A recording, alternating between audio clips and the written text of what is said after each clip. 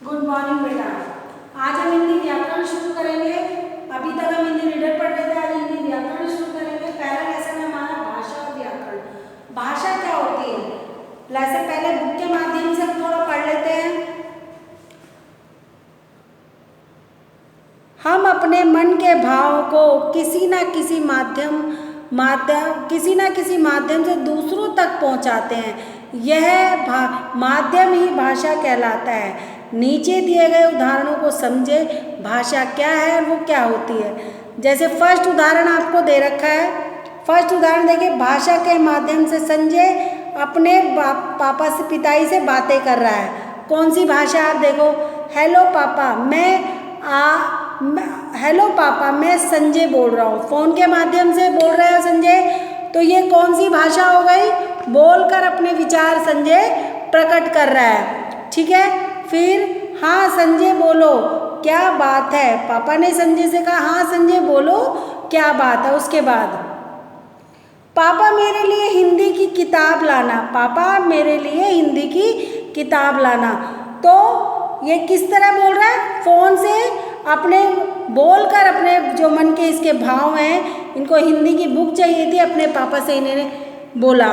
उसके बाद है बेटा, मन के भाव एवं विचारों को प्रकट करने का जो एकमात्र साधन है वो हमारा क्या है? भाषा। अपने मन के भावों को प्रकट करना यानी बोलकर।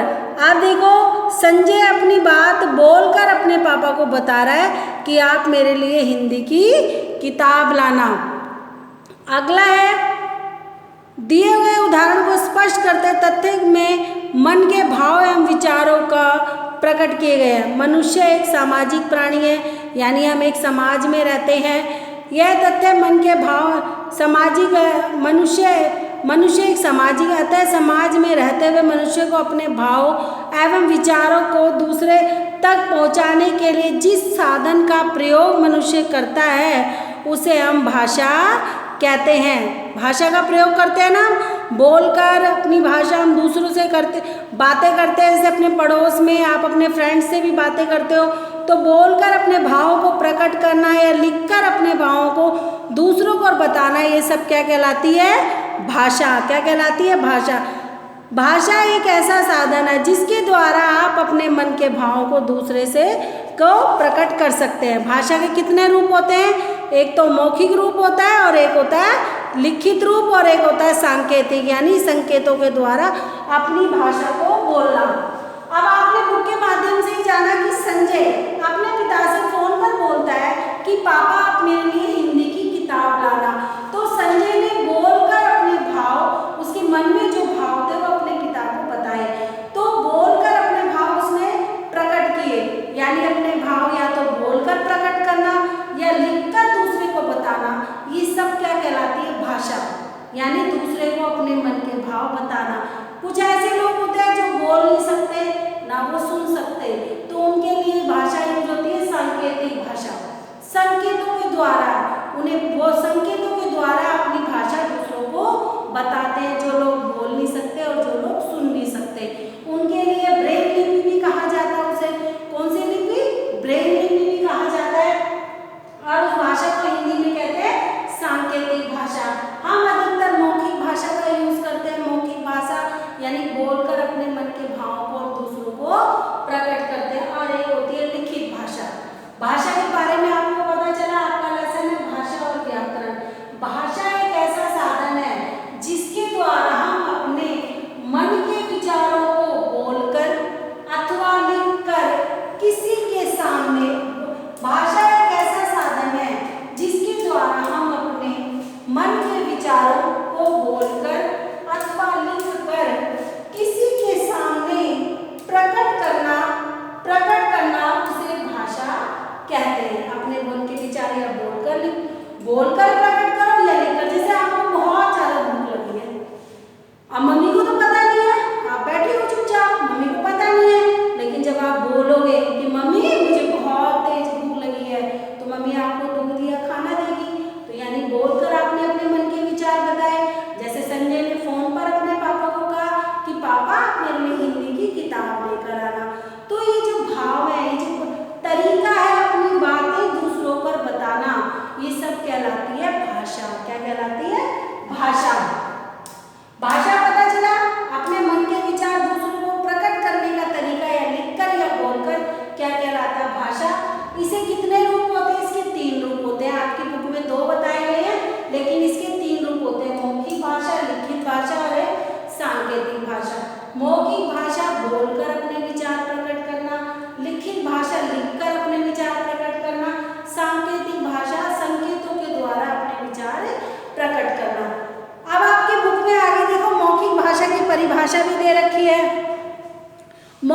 भाषा, जब हम अपने मन के विचार या भावों का आदान प्रदान किसी व्यक्ति से बोलकर या लिखकर करते हैं तब वह भाषा मौखिक अथवा कथित रूप कहलाता है। मौखिक का कथित रूप कहलाता है।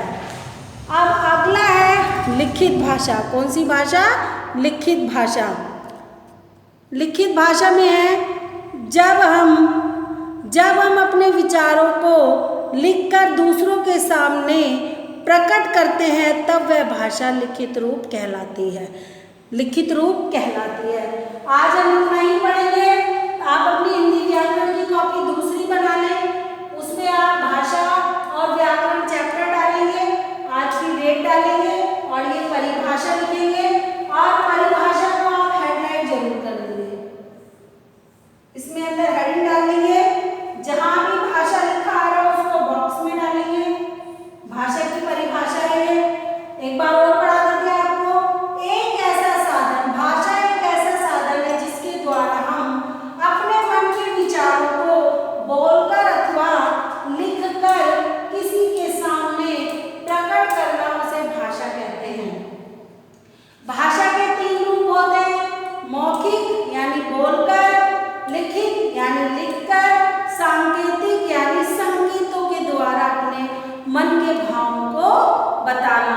तो ये 3 तरीका, तीनों पता चला कि भाषा कितने प्रकार की होती है और भाषा की परिभाषा पता लगी। अब आप इसे अच्छे से पढ़ेंगे और अपनी व्याकरण की कॉपी में उतारेंगे। और एक और लिपि। लिपि किसे कहते हैं?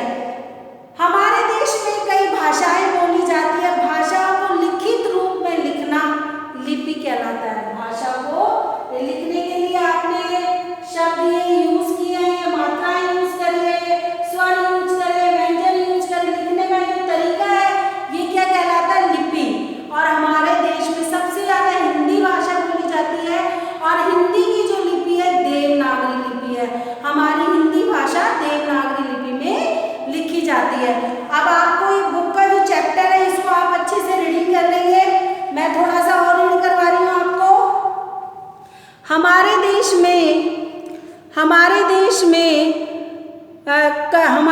में कई भाषाएं बोली जाती हैं। भाषा का लिखित रूप ही लिपि कहलाता है। जैसे हिंदी और संस्कृत की लिपि देवनागरी है और भारत में सबसे ज़्यादा हिंदी भाषा बोली जाती है। भारत में सबसे अधिक हिंदी भाषा बोली जाती है। इसका विकास संस्कृत भाषा से हुआ है। हिंदी की कई उपभाषाएं और बोलियां हैं। इसी तथ्य को ध्यान में रखते हुए हिंदी के भारत देश की राष्ट्र भाषा के रूप में प्राप्त हुई है। यानी हिंदी को हमारे भारत की राष्ट्रीय भाषा भी कहा जाता है। नीचे दिए गए कुछ भाषाएं दी गई हैं। जैसे आसाम में असमिया बोली जाती है और उड़ीसा में उड़ीसा बोली जाती है। पंजाब में पंजाबी बोली जाती है। मराठी महाराष्ट्र राज्य में बोली व समझी जाती है। गुजराती गुजरात राज्य में बोली व समझी जाती है। तमिलनाडु राज्य में बोली व समझी जाती है। तेलुगु आंध्र प्रदेश राज्य में बोली जाती है व समझी जाती है। प्रत्येक भाषा के लिखने और पढ़ने के कुछ नियम होते हैं। नियमों को पालन किए बिना आप किसी भी भाषा को नहीं सीख सकते हैं। व्याकरण हमें यही नियम सिखाता है। अब व्याकरण की परिभाषा क्या हो गई?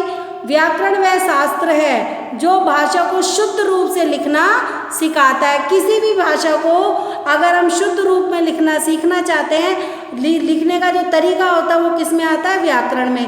किसी भी व्याकरण वह साधन है जो भाषा को शुद्ध रूप से लिखना, पढ़ना और समझना सिखाता है। तो व्याकरण की भी यदि परिभाषा आती है तो हम आराम से कर सकते हैं। और अब है शब्द रूप।